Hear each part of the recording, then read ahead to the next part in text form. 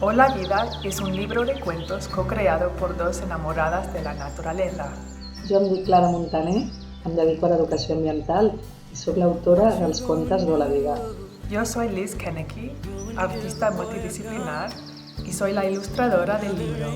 A través de divertides aventures volem promoure la connexió amb la natura i un esperit proactiu per fer front a reptes ecològics des de la convivència.